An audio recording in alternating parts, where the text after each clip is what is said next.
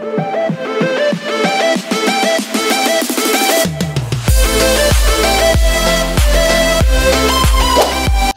guys! Sa videong ito ay i-share ko sa inyo ang makabagong UMID ATM P-Card ng SSS. Pero bago ang lahat, syempre guys, huwag niyong kalimutang mag-like, comment, and subscribe sa ating YouTube channel para updated ka sa mga latest videos na i-upload natin. Alam niyo ba guys na mapapadali na lalo ang enrollment ng SSS Disbursement Account kung saan rekta niyo nang matatanggap ang inyong loans and syempre benefits. Yes, you heard me right guys. Dahil yan sa bagong UMID ATM Pay Card. Para sa ilang wala pang mga UMID card kahit isa, eto po siya. At eto naman po ang makabagong ATM Pay Card. Ano nga ba ang pagkakaiba ng UMID card sa ATM Pay Card ng SSS?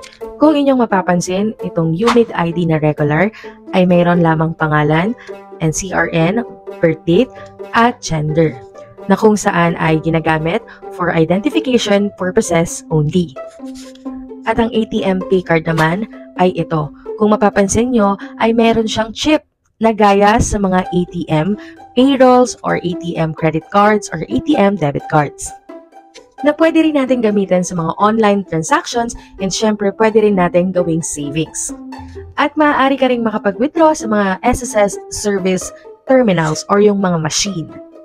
Hindi ka na talagang mahihirapan pa dahil rektang-rekta mo nang magagamit ang ATM Pay Card na ito sa anumang transaction mo sa SSS loan at kung anuman ang makukuha mong benefits mula dito ay re-rekta na sa iyong UMID ATM Pay Card. Sino rito yung nakaranas na ma-decline sa pag-loan nila dahil ang gamit nila is yung kanilang ATM payroll card or kung ano man ang naging struggles ninyo during that time na nag-loan kayo sa inyong first loan. Kasi ako guys, nakaranas din ako na mahirapan na ipasok ko yung aking payroll. Unang-una dahil ang pinaka naging struggle ko doon is yung mga ATM na walang account number sa harapan. Kasi kung mapapansin nyo guys, may mga ATM na walang account number kundi card number only lang.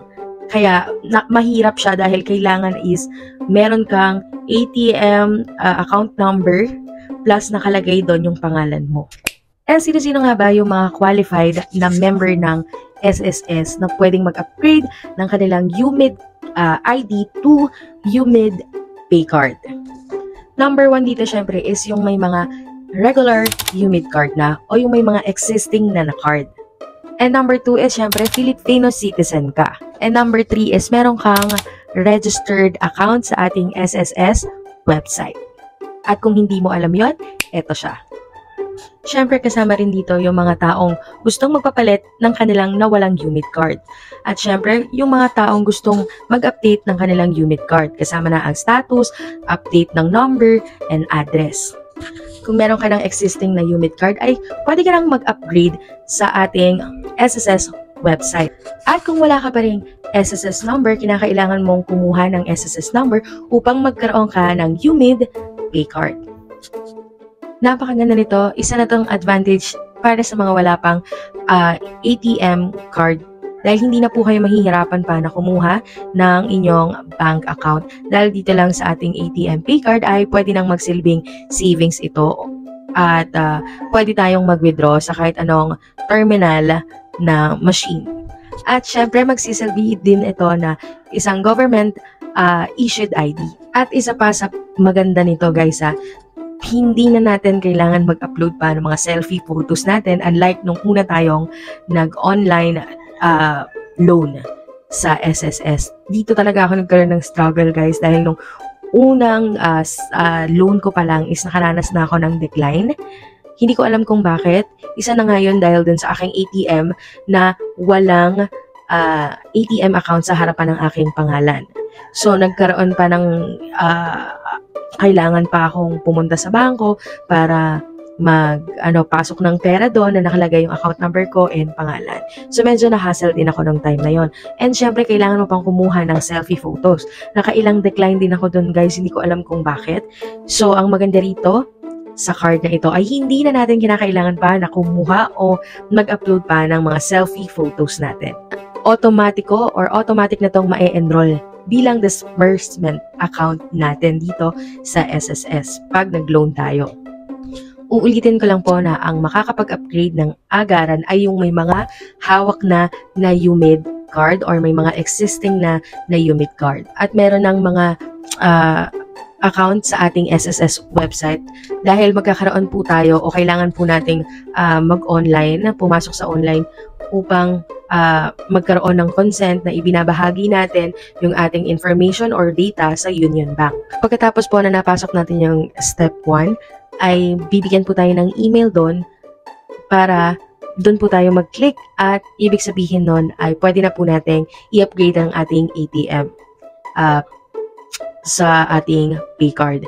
And mga isang buwan lang po nun ay pwede na po nating matanggap ang ating upgraded na UMID paycard. Ang proseso sa pag-update ng ating UMID card ay ito po. Una ay mag-login po tayo sa SSS website. Ito po siya. Or kung meron naman po kayong hawak na existing na card at wala pa po kayong online account, ay gumawa lang po kayo dito sa website na ito. Siguraduhin lang po natin na ang data na nakalagay sa ating SSS information ay tama po at updated na. Ultimo ang ating address and syempre yung ating contact number upang maiwasan po ang ating aberya at pabalik-balik sa SSS. Kapag nakapasok na po kayo sa online website ng SSS, i-click nyo lamang po ito, yung services. At syempre, pag drop down po ay i-click nyo lang po ang upgrade UMID paycard upang maibahagi po ni SSS ang ating UMID information sa bangko o sa Union Bank. Sumunod, pagkabigay po natin ng consent ay kinakailangan po natin na mag-open ng account sa Union Bank. At kung wala pa po kayong account sa Union Bank, kinakailangan nyo pong mag-sign up. Uulitin ko lamang po na ang ating paycard ay napakaraming advantages tulad na pwede po tayong mag-ipon at pwede rin po natin gamitin yon as savings. And syempre tulad ng mga ibang ATM debit card ay pwede rin po natin gamitin yon sa pagbabayad. Pwede rin po ito sa mga online transactions. Kaya kung ako po sa inyo ay magmadali na kayo at mag-upgrade na po kayo ng ATM paycard. Kung may katanungan po kayo ay pwede po kayong mag-comment below sa ating comment section at sasagutin po natin yan. Thank you guys for watching my videos and for more information, please like, comment, and subscribe. Bye!